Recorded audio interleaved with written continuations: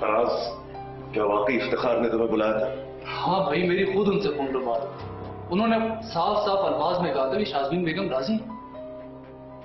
तो समझ में नहीं आ रहा ये सब हो क्या रहा है। मैं जानती थी कि शाज़मीन इतनी आसानी से नहीं मानेगी। क्यों बे मजनू, इतनी जल्दी हार मान गया? नारा नहीं सुना? गिरती हुई दीवार को एक धक्का और दो। अभी तो तूने दीवार को सिर्फ एक झटका दिया है, अभी तो पूरी की पूरी इमारत खड़ी है भाई। और इस इमारत को गिराने के लिए झटके की नहीं, जलजले की जरूरत है, जलजले की।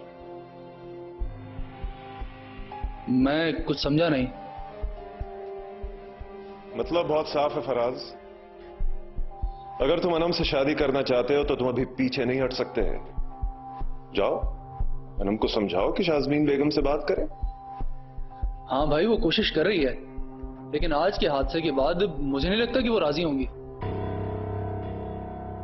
बल्कि अनम तो घर छोड़ने की बात कर रही थी। क्या? नहीं, बिल्कुल नहीं। अगर ये शादी होगी तो शाज़मीन की रजामंदी से होगी।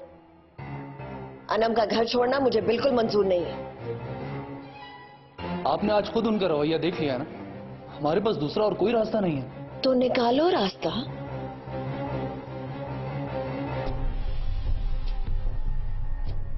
इस रिश्ते में मेरी रजामंदी भी इसी शर्त पर है कि शाज़मीन खुद अपनी बेटी को रुखसत करे। समझा दो इसे।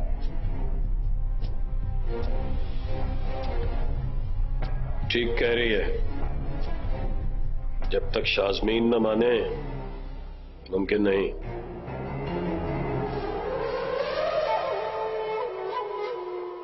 ये क्या तमाशा है बेगम? पापा प्लीज आप मुझे अपने साथ ले जाए। मैं इस औरत के साथ मजीद नहीं रह सकती। मारिया, तुम अपने कमरे में जाओ। मैं आपकी मजीद कोई बात नहीं सुनूंगी।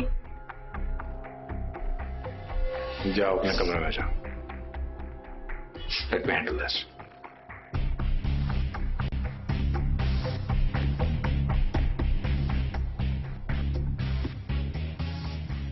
ये क्या नया शौक पाल लिया नाया?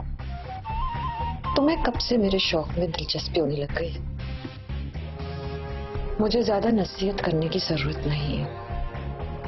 बेटी का भी ख्याल नहीं आया तुम्हें? तुम्हें आया था जब तुम हमें छोड़ के शाज़मीन बेगम से शादी करने चले गए थे। मुझे ज्यादा नसीहत करने की जरूरत नहीं है।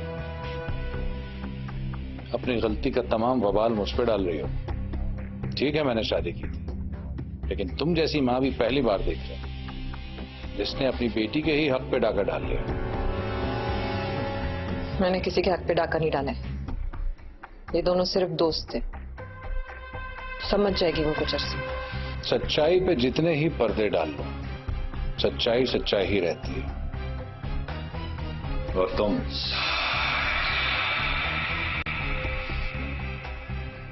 तुम्हें तब तक मैं बच्चा और लाओबाली इंसान समझ के छोड़ता था, लेकिन मेरी बेटी पे हाथ उठा के तुमने कर दी बहुत बड़ी गलती शाज़मान।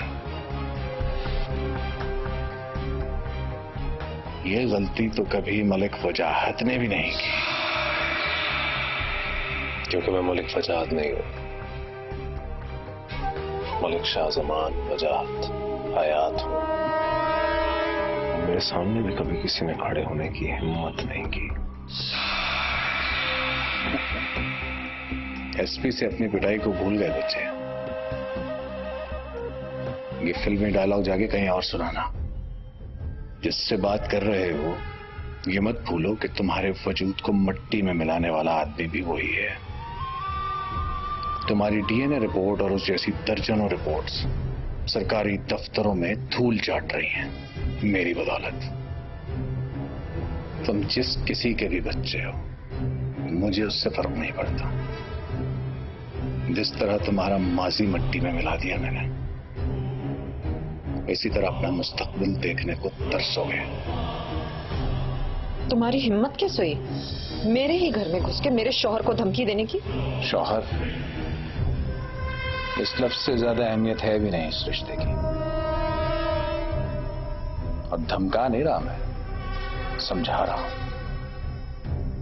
कुछ हासिल नहीं होने वाला तुम्हें इस रिश्ते से। अनाया बेगम है, इनकी फितरत से अच्छी तरह वाकिफ हूं। बगैर मतलब के कोई रिश्ता कायम नहीं करती हैं। जो काम भी करती हैं बहुत सोच समझ के करती हैं। और अब अगर तुम्हारी ये नई मंजिल और ये रास्ता कहीं मुझ तक है अनाया बेगम, तो इंतजार करूंगा मैं बहुत शिद्दत से।